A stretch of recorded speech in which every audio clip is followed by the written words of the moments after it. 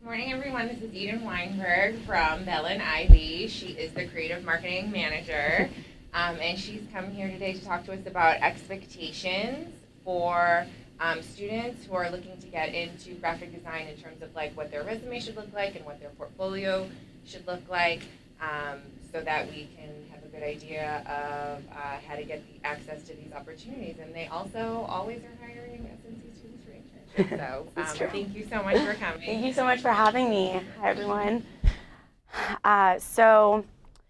Anne-Marie told me that we were going to be talking about best practices when it comes to your resume and portfolio as a graphic designer. And so I wanted to start off my presentation with a Dr. Seuss quote and just kind of hammer in the point that, visuals and graphic design and design in general are really crucial. You see a picture before you read anything. And so if a graphic designer doesn't really understand why the work that they're doing is important, then it's almost useless. So I think that's where I wanted to start off, because I think that at the end of the day, if the work that you're doing is important, and if you can't understand why and also be able to explain to someone why it's important, then you kind of need to go back to the drawing board and figure it out. So it's a little Dr. Seuss quote to start off the morning. So resumes and portfolios, there's a difference, but they're both almost equally important. For graphic designers, portfolios are, in addition to your resume, it's like your headshot if you're an actor. A math student might have certain case studies or projects that they've worked on. A graphic designer has their portfolio. So the difference between a resume and a portfolio, the resume is where you tell and the portfolio is where you show. So, you want to make sure to choose what you're including in both very strategically. A big point that I'm going to make this morning is about relevance, not just including things that are relevant, but also being relevant as an applicant in this crazy job world where everyone's fighting for a spot. So, we want to make sure also that we're utilizing the space in a careful and mindful way. First impressions are super important, as everyone knows, and also the space and time that you have is very limited when you're applying to a job. So I'm going to touch on some more specifics about what to include, what not to include on your resume and portfolio. But, at the end of the day, these are some of the key things that we want to see in your resume and portfolio. So you want to see a range in skills, but you also want to see that people are able to adapt their skills to a specific field or project and client if that's what's going to happen in their job. So really honing in on very specific skills and showing your range of work and that you're versatile. So with networking,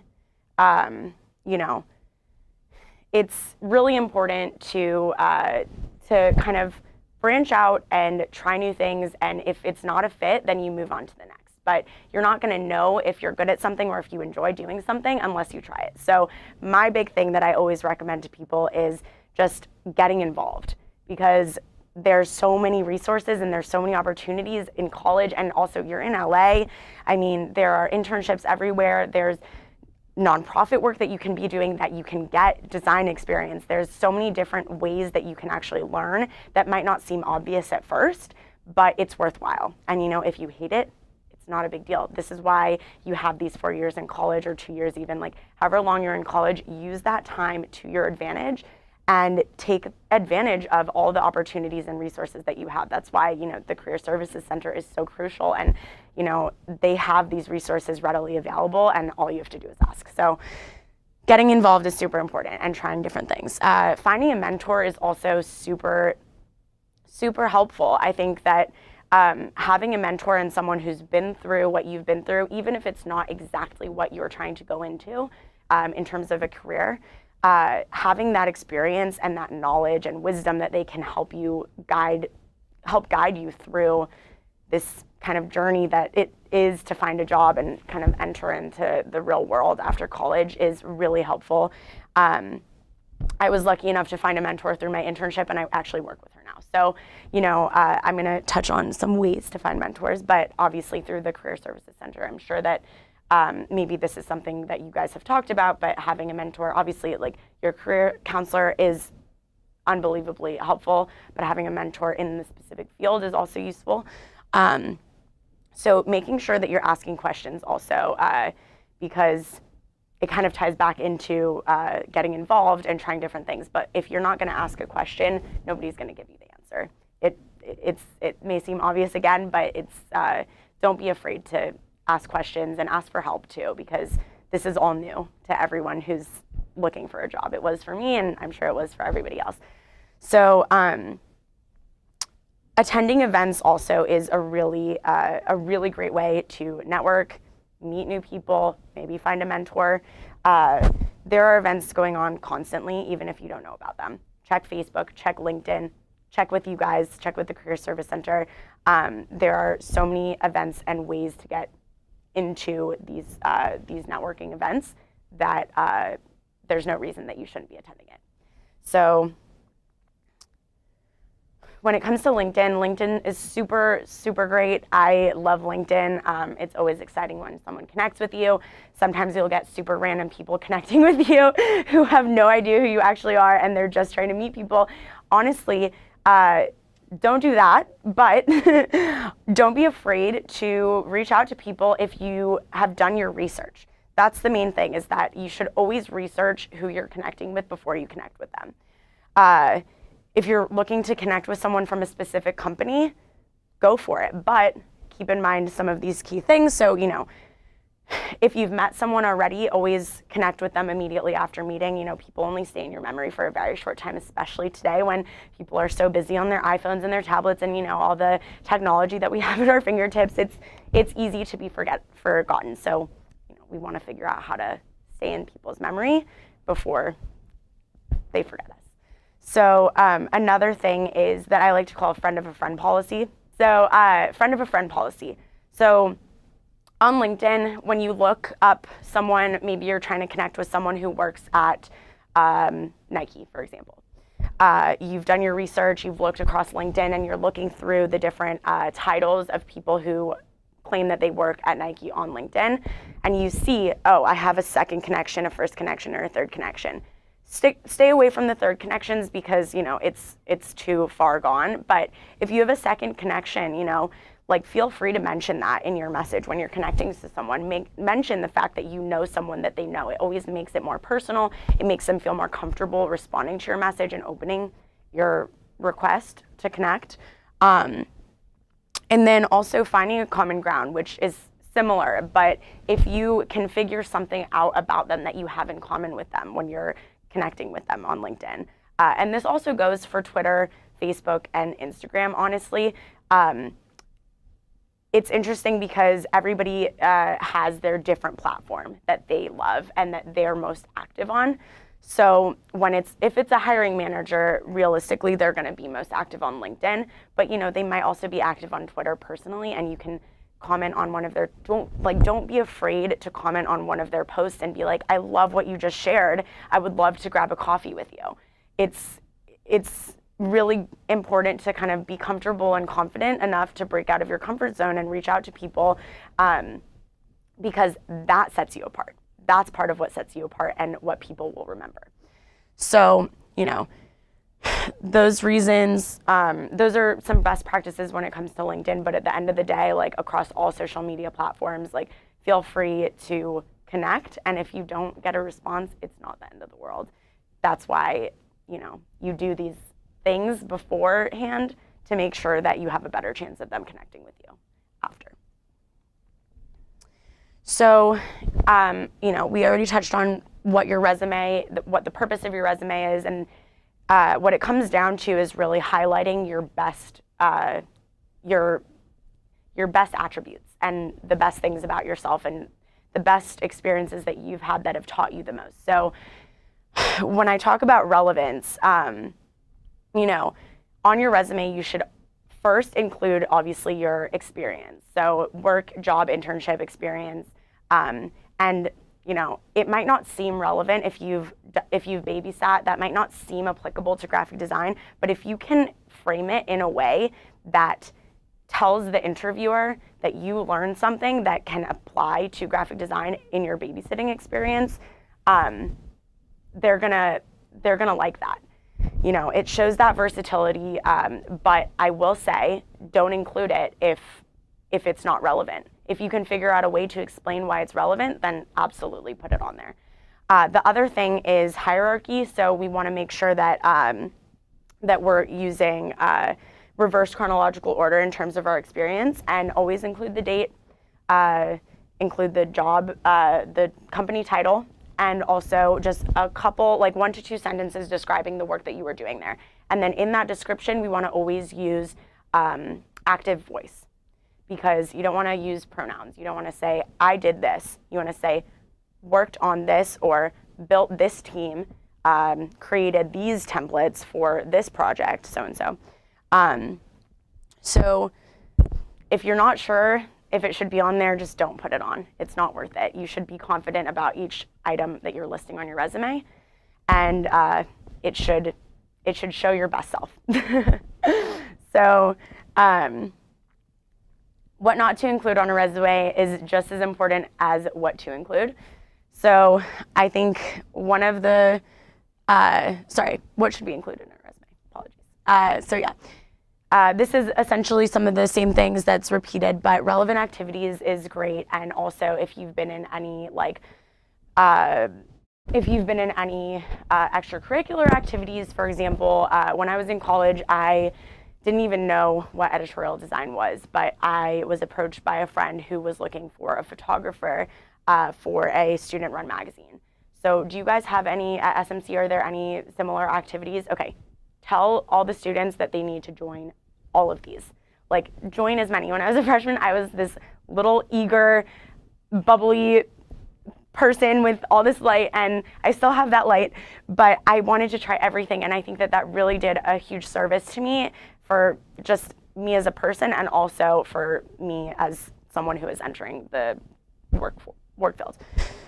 So include your education, include your skills, and you can include hobbies.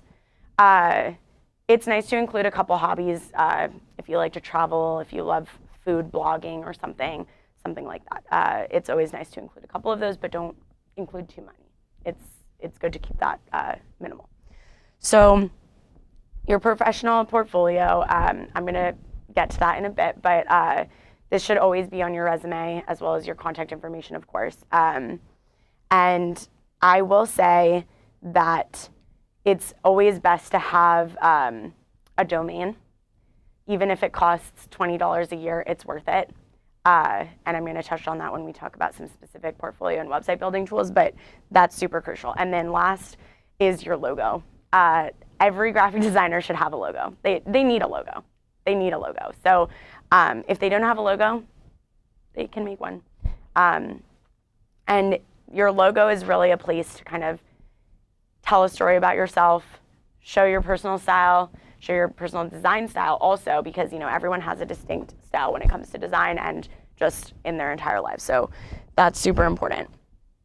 Some specifics: make sure your resume is one page. That might seem obvious, but I've seen resumes with like one line over one page, like one line on the second page, and it's horrible. I'm gonna throw that out, to be completely honest. So make sure to use easy to read font. These graphic designers, if they're applying for a graphic design job or internship, their resume should look beautiful. It should look really carefully thought out, and it should not be busy. It should not be using weird fonts that are hard to read or loud colors that are distracting, unless it's done in a tasteful way. Colors are okay in a resume, and I have a few examples that I'm going to show you, and I'll explain why, when, and how colors can work on a resume. So proofreading is probably the most important thing that I can hammer in today, because I promise you that even if you don't think that there are any typos in your resume or in anything that you're writing, there probably are. So always have someone else look at your resume. Send it to your professor, send it to your parents, send it to someone that you trust, send it to your mentor if you have one. Having a second set of eyes on it, they're going to be the people who catch those typos that you just don't catch. It's human error, and it happens to everybody. So don't be so proud that you can't send it to someone and get their second opinion, because that really makes a difference at the end of the day. So now we're at what not to include on the resume, which is, as I said, it's just as important. So when I talked about relevant experience, I want to kind of clarify what I mean when I say don't include experience that isn't relevant. That is true unless you can explain and justify why a certain experience was relevant, even if it might not seem obvious. For example, my mom's boyfriend was telling me the other day, you know, when he was applying for his first job in animation as a business development person, he listed his job at Copacabana, like teaching little kids or caring for little kids during the day in Florida. And his interviewer asked, why is that relevant? And he said, well, you know, I spent an entire day every single day with children, and I was learning about what they like and what entertains them. And that's exactly what we're selling with these shows here at this company. So, you know, if you can come up with a way to explain why something's relevant, they're going to be impressed by that. So large chunks of text are terrible. Limit to 1 to 2 sentences. It's already a small space, so it will look, 1 to 2 sentences will look long. And if it's any longer than that, nobody's going to care. Nobody's going to read it. So with photos, I have to tell you, I cannot stand when I see a photo in a resume. I think it's totally tacky. I really do, and I think that a lot of people would agree with that. If you're including a photo in your resume, it should only be if you're a model or an actor, or maybe if you're a hostess or a server at a restaurant, because otherwise it looks a little bit tasteless. So avoid that. There's no need. Instead, use your personal logo. That's what hiring managers are going to care about when they're looking at your resume for a graphic design position, not your photo. So important, unprofessional email addresses. You know, if you're a student at SMC, you can use your SMC email address. I'm assuming they have SMC email addresses. So use your SMC email address, use a Gmail. You know, my old email is littlelove.eden. Don't use anything like that. Don't put that anywhere. So that's important. We talked about the personal pronouns. You know, you always want to be using the active voice when you're writing your resume. I built this team of 10 people who were responsible for this. Not, I worked on this project. That's a no-no. So with the distracting and loud colors, you know, we already kind of went over this, and I'll explain why it's important. And then typos. Also, one other thing is the soft skills. So with soft skills, save that for your interviews. We don't need to know that you're hardworking and diligent in your resume. We'll ask you those questions in your interview, and that's when you can tell us what your strengths are. So that's important. So here are some examples. So I chose each of these resumes for a specific reason. So the first one is the example that I was referring to before about color. So there are certain ways to work with color and to get color to work for you. If you are a graphic design student, some people really love to see color, and some people love using color also in their design. So, you know, here we've got this nice use of color. We've got the symbols in the contact information, and she's using her space pretty well. It could be a little bit less chunky, and there could be a little bit more distinction between each of these education and experience categories. So the second example, I chose this example because I wanted to showcase the way that he utilized his space and also the clean structure. I love what he did at the bottom with his little bullets, bubbles. It shows a little bit of his design personality, and he also added a little pop of color without it being distracting. The third one I chose solely because of the logo. The rest of it is good. It's fine. The descriptions are a bit long, and it doesn't leave room for a lot of other items that might be relevant. However, she has a logo. It's not the greatest logo, but she has a logo, and that's really important. And I want to make that point super clear. Every graphic designer needs a logo. Even if they don't think they do, they need one. So here are some really, really terrible resumes. And these may seem super obvious, but I also chose them for specific reasons. So here, she's got her photo. You know, immediately someone will throw this out. In addition to that, she's using really random fonts and colors that are all over the place, and she's got 2 full pages, and nobody's going to read through this. It's not even legible. That's the thing. So on the other hand, I chose Jatara's resume because also these are hypothetical people, they're not actual people. But so I chose Jatara's resume because there are a lot of things that we may think are obvious when it comes to putting your resumes together and what to include and what not to include, but it's not obvious to everyone. It's not obvious to students. They may have never been told, what is important and what not to do in a resume, and that's obviously why you guys are so important and why this is hopefully helpful to you guys. But he's using casual language. He is not explaining anything about experience that he's done that's relevant, and it's just very, very, it's actually too short. That's another thing, is sometimes your resume can be too short. So make sure it's one page, but make sure that page is filled.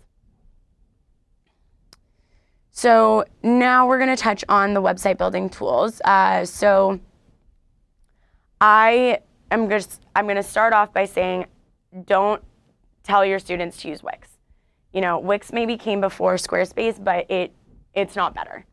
I know it's slightly less expensive, and for people who are on a budget and they might not have as much money to spend on their websites, I promise you it is worth the extra $5 a month or the $20 a year to have a domain. So now I'm going to talk about Squarespace and Behance and the differences and what they're used for that's different from the other. So I will always recommend Squarespace over any other portfolio builder or website builder, just because it's created for creatives and it's meant to showcase a portfolio. So with Behance, what Behance really is, it's just a portfolio at the end of the day. It's just a portfolio. There's the plus side where you're able to get your portfolio in front of a large community of Adobe community creatives, and people are seeing your work, but it's not a professional site. It's not the same. And as someone who's trying to get a job out of college, the field is super competitive. If you don't have a fully developed website, I don't think that you're doing it right, to be frank. So yeah, having a fully developed website is super important. You want your bio up there. That's where you can put a photo of yourself, is on your website and your about page. Having your portfolio on your site categorized and broken out in a specific way to highlight what your strengths are and also show your versatility, that's what you need to do on your website. You can include some personal quirks. I have a quote on my website that I have tattooed on my shoulder. So stuff like that kind of gives the interviewer or the hiring manager a sense of who you are, but also showcases your skills and your talents and your strengths. So when it comes to portfolio categories, I wanted to kind of touch on the fact that a lot of students might not know about all the different kind of departments of design that are available and that exist in the world. And so that's kind of where I wanted to tie this back into trying new things and also developing your skill set with versatility, but also finding your strengths and honing in on those. So it's kind of a tricky thing because, we want to see a balance and we want to see the breadth, but we also want to see where your strengths lie. So these are some categories of just some different types of design that are available and that people are hiring for. So editorial design, marketing design, logo design, branding design, packaging, and product design. These are things that you can actually showcase in your portfolio in different categories. When it comes to fine art, illustration, photography, for example, if you have experience in those should 100% be on your resume, be on your portfolio, because as we were talking about before, having an eye for design and also composition, it might not seem like illustration or painting is the same as graphic design, but at the bare essentials, it is the same thing. You need to know how to compose a canvas, and you need to know where the eye is going to, where you're drawing the eye to, and all of the design principles and art principles are the same across the board: illustration, painting, like all of the fine art categories, sculpture even. So if you have any experience in that, that's something also that will set you apart from all the other graphic design students who just know graphic design and they don't have experience in typography, for example. You know, if are there any typography classes offered here? Amazing. So do they create specimens? Perfect. Okay. Put your specimen, your type specimen, up on your portfolio, 100%. Social media, poster design, also great areas that you can showcase your skills in. So with your portfolio, there are certain details that should always be included, or that you should be thinking about when it comes to putting your portfolio together. So your breadth of work, as I said before, specific projects that you've worked on, showing your processes is like really, really important. And every hiring manager for graphic design wants to see that, especially if they're creative themselves. And so that kind of means, for example, if you're designing a logo design, start from your sketch to your final project and show every step of the way. And you can have it look nice too. You know, just because you're showing a scanned-in sketch of yours doesn't mean, it doesn't have to be perfect and beautiful. It doesn't matter if you are able to be a sketch artist. If you can show the start to finish process, that's important. And that might also be a question that your interviewer is going to ask you. And if you can answer that with clear, thought-out responses, that's going to really make a difference. So with the categories, including kind of that breadth is going to demonstrate your skill range. And another thing that's sometimes really useful is to show your growth. You know, you don't want to put really terrible designs from when you were 13 years old. But if you have something from your freshman year of college that you created in a class, put the date on it so they see this was something that was done in 2015 and now it's 2019. And this is where you've come. This is how far you've come. That's how far you can grow even further. So bare minimum, you as a graphic designer, you should be fluent. If you're applying for an internship as a graphic designer, you should at least know the basics in Adobe Creative Suite, primarily Illustrator, InDesign, and Photoshop. If you don't know at least the basics, nobody wants to teach you the basics. They can teach you beyond the basics, but they're not teaching you the basics. When it comes to a full-time job after college that you're applying to, you need to be fluent in those 3 programs. That doesn't mean that you're going to still take tutorials on YouTube every once in a while, or have a specific image in mind that you want to create on Illustrator as a vector. You're going to maybe trace it, you know. But what I mean by fluent is that you feel confident enough that you can get an assignment to create a project and you can go and do it. And maybe you take a tutorial and it's fine and you don't tell anyone, but that's what I mean by fluent. So typography, I already touched on that, but typography is really important. You know, I'm sure in the typography class here at SMC, there are projects where you have to utilize type to create a design. Put that in your portfolio, 100%. Because when it comes to, for example, stuff that we do at Bell and Ivy, a lot of the time I'm working just with type for a social media design or for a specific campaign. It's just graphic and type imagery. So that's always really important and something that I always look for personally and that other hiring managers are absolutely looking for as well. So now we're going to talk about setting yourself apart. So, you know, everyone is kind of competing against each other and it's fostering not the greatest energy among people who are starting to enter the workplace. But what I will say is that there's a misunderstanding, in my opinion. A lot of students and a lot of people in general think that in order to get this job, this dream job at Vogue or wherever they're applying, they need to be the same as everyone else. In fact, it's the opposite. If there's something different about you that you know already, like hone in on that, showcase that and use it to your advantage. Because if you can show a hiring manager or an interviewee or an interviewer that you have something that sets yourself apart and something that makes you different, that you're really good at, that other people aren't as good at, that's what gets you hired at the end of the day.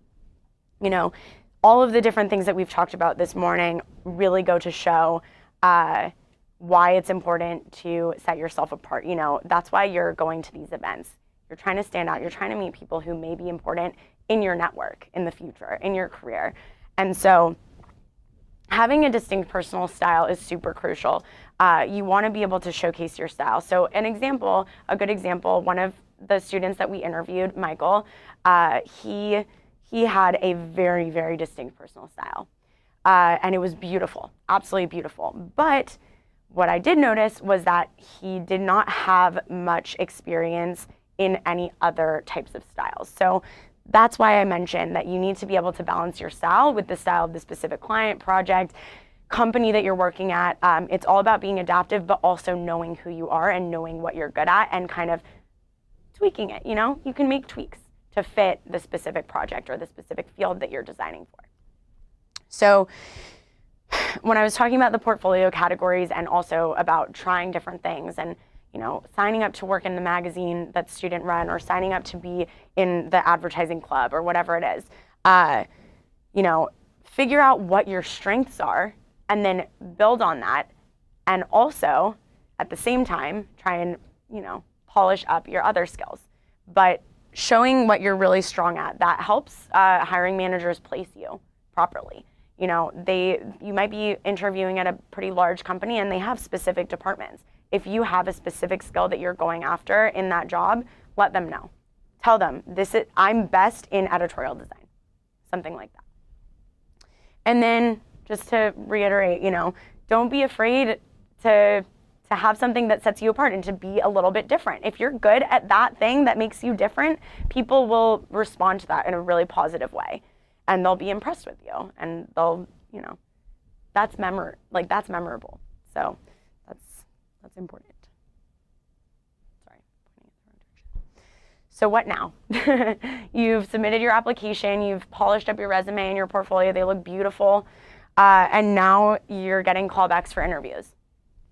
So just a few things to keep in mind when it comes to interviews. You want to be prepared.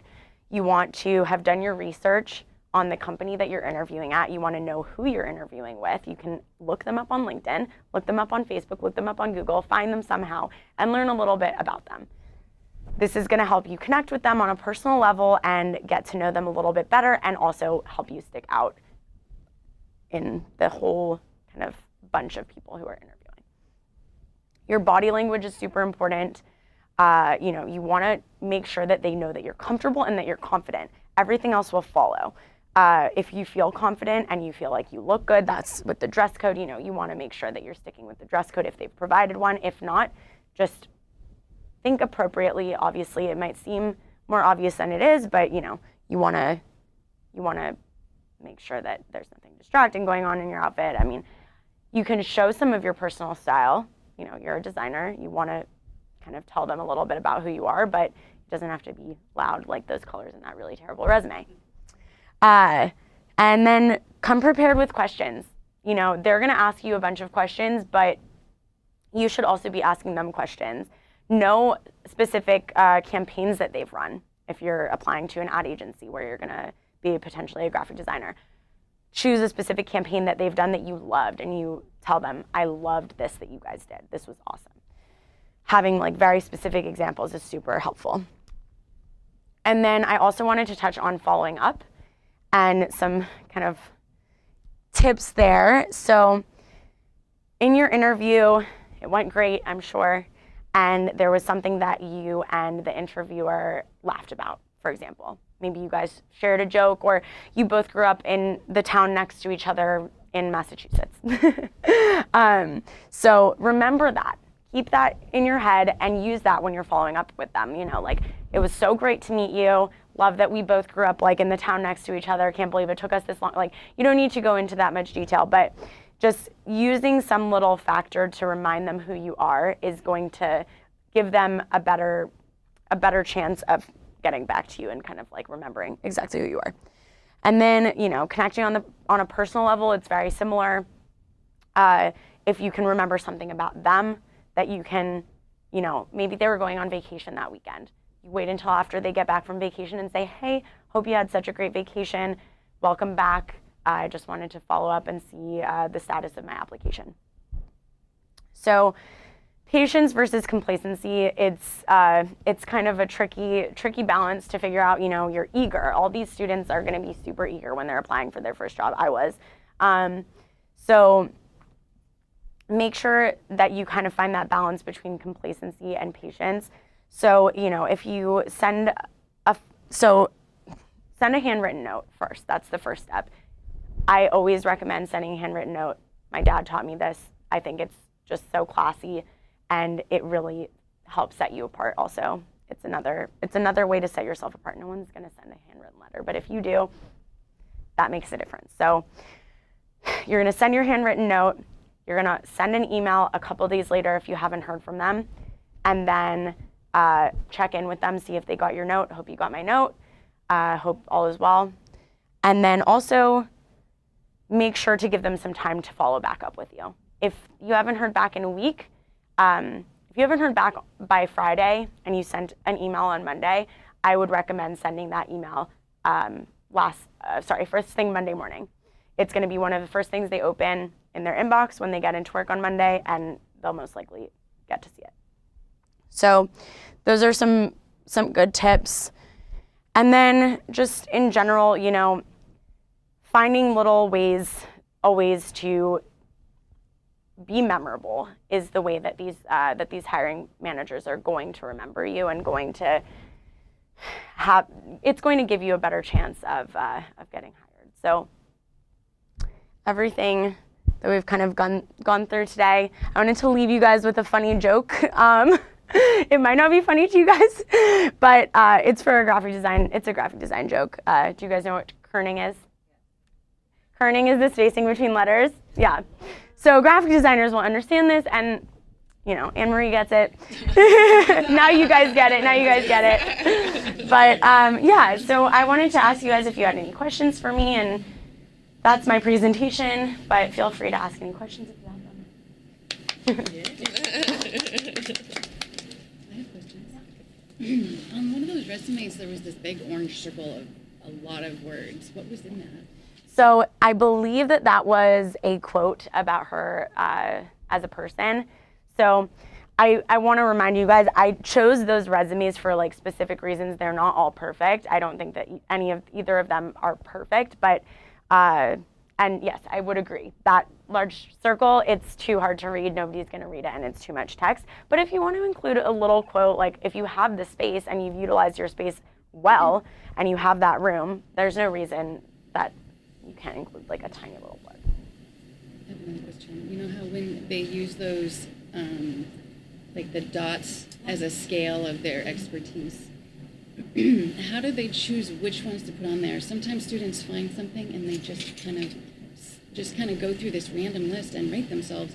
You wouldn't even want to send one where you're less than a 3 out of 5 or a 4 Absolutely. out of 5, right? So yeah. How do they choose which ones to put on there, and that's a good use of their limited space? Totally, that's a great question. So those, it was probably too small to read for you guys, but the skills that they were listing there with that little scale, that bubble scale, those were Adobe Creative Suite programs, other programs, video editing software. So if you're applying for a graphic design job, and you have some skills with Adobe Premiere Pro or After Effects, include that.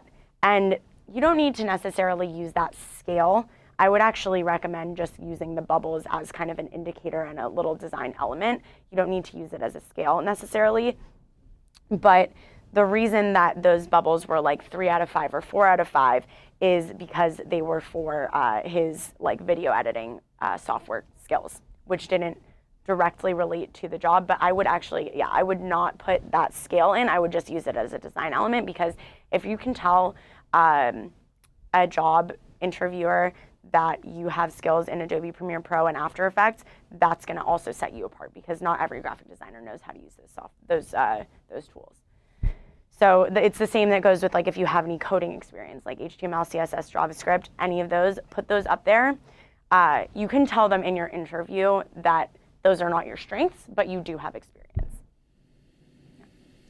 I just want to compliment you, because this translates so well to every industry. Your ideas in here, less than everybody needing a portfolio, of course, But everything you said really works on resumes in general, keeping it simple, keeping it easy to read, neat, your thank you letter handwritten, all of that is just so applicable to students wanting information on how to write a resume. So. Thank you. I really appreciate that. I hope this was helpful. I really do. I was very excited when you guys invited me here. So.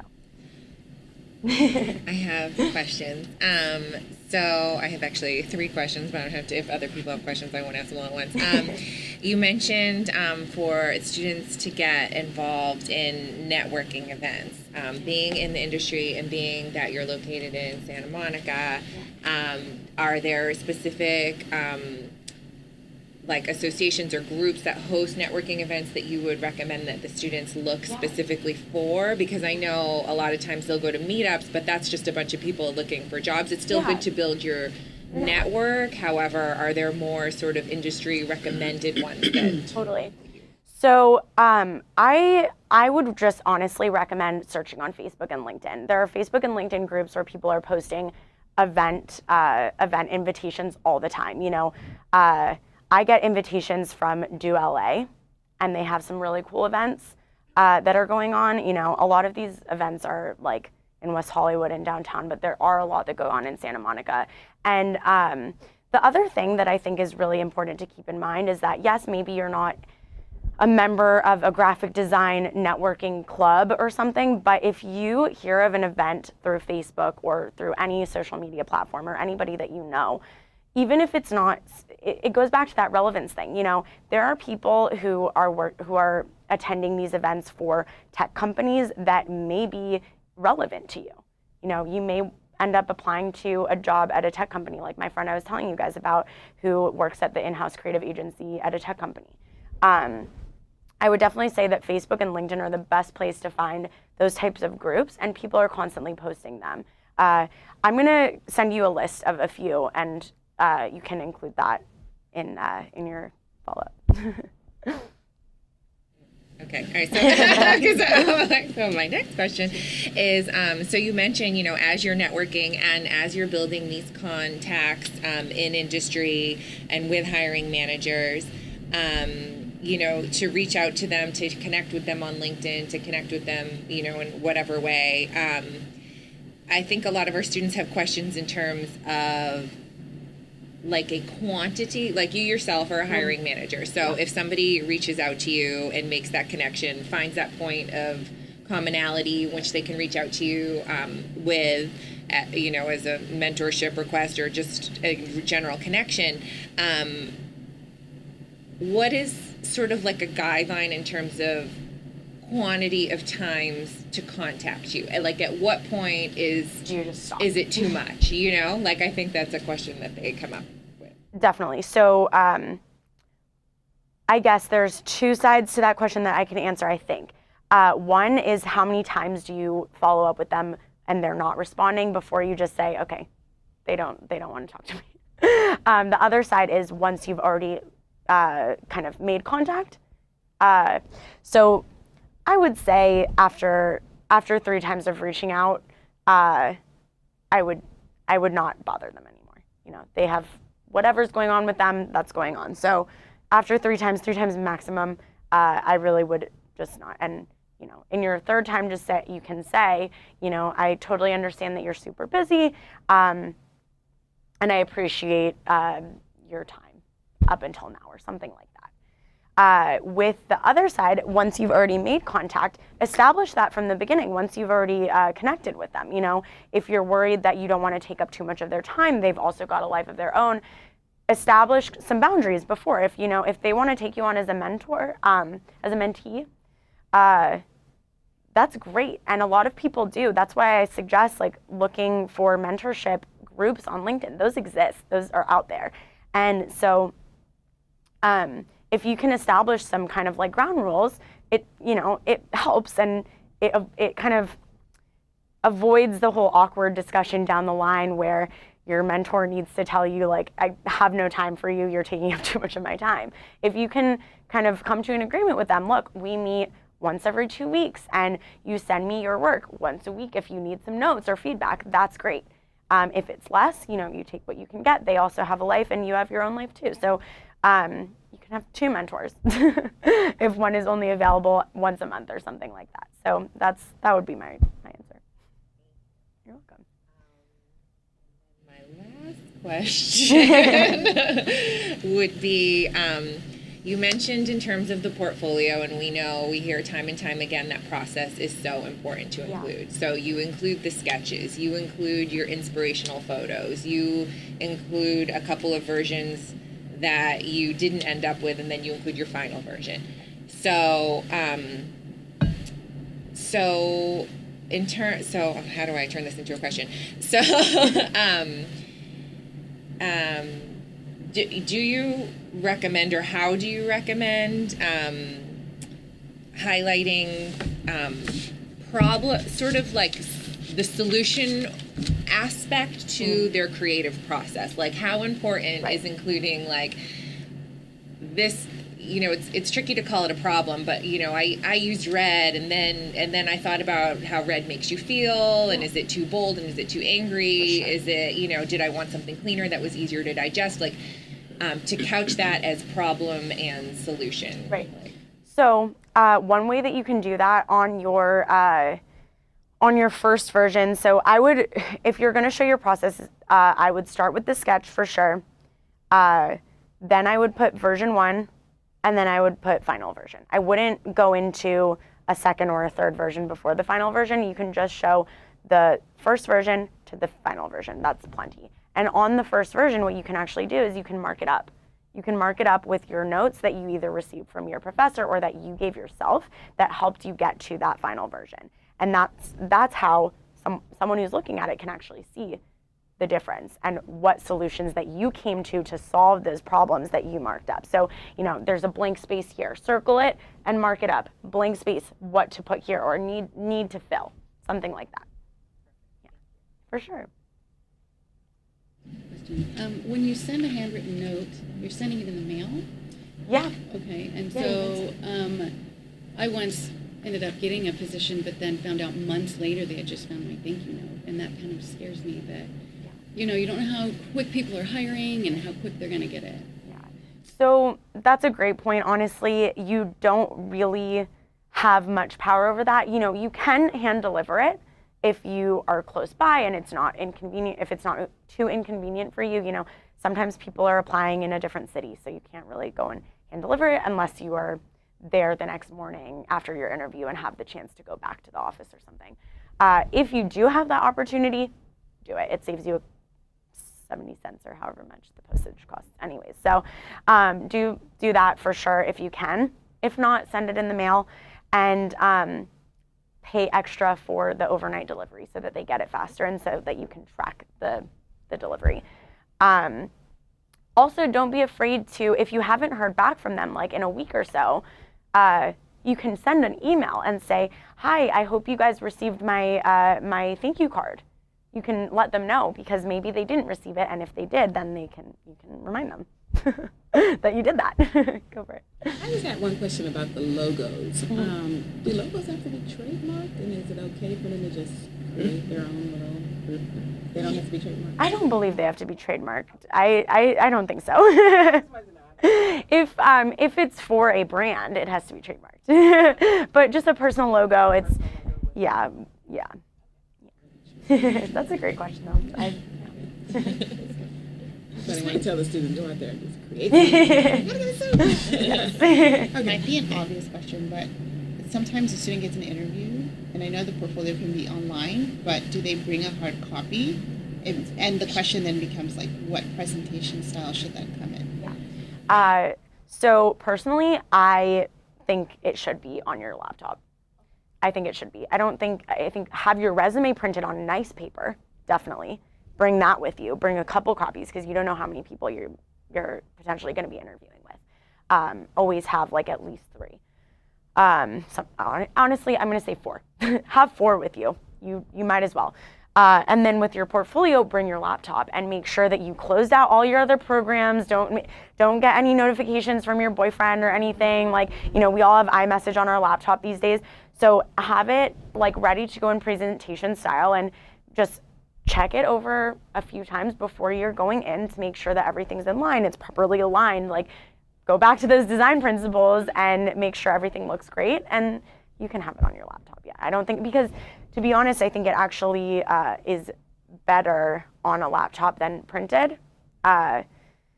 It's also expensive to print your portfolio, and there's really no need if you have a laptop. Even if you have the Air, it's fine. Like if it's a smaller screen, it's totally fine.